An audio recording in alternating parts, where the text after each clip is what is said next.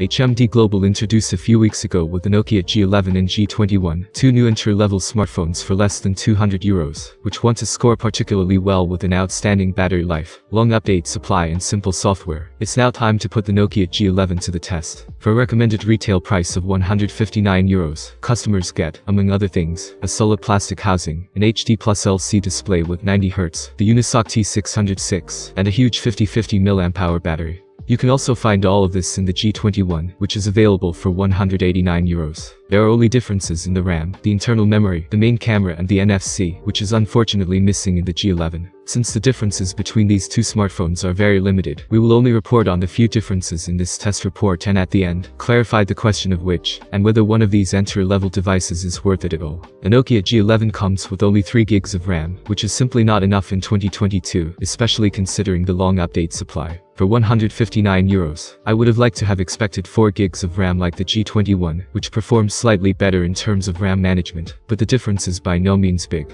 Customers only have 32 gigs of internal storage available, which is half as little as the more expensive brother. 32 gigs of internal storage is definitely no longer up to date, but at least it can be expanded by up to 512 gigs via microSD card. Another difference concerns NFC. While mobile payment via NFC is possible with the G21, HMD Global unfortunately does not do this at all with the cheaper model. On the back, like the more expensive brother, there is space on the top left for 3 sensors that protrude slightly from the case. The main camera has a resolution of 13 megapixels, and is significantly smaller than the 50 megapixel main sensor of the G21. There are also 2 other sensors, each with 2 megapixels, which are responsible for macro shots and depth effects. There are no differences to the G21 here. The same applies to the front camera, which shoots selfies with 8 megapixels. The G11 takes solid daytime shots that are reasonable for the price. I really like the color rendering, and it's even a bit better than the G21. In terms of sharpness, I hardly see any differences compared to the more expensive brother, which does not mean that we are dealing with high image sharpness here. It's quite reasonable for the price, but a Realme 8i performs noticeably better on this point, and in terms of dynamic range, which is visibly worse than that of the G21. As soon as it gets darker, you shouldn't pick up the Nokia G11 to take pictures, but you simply can't expect more for €160. The G21 performs better in low light, but you shouldn't expect miracles here either. The dedicated macro camera is completely unusable, as is the case with all of the entry-level competition.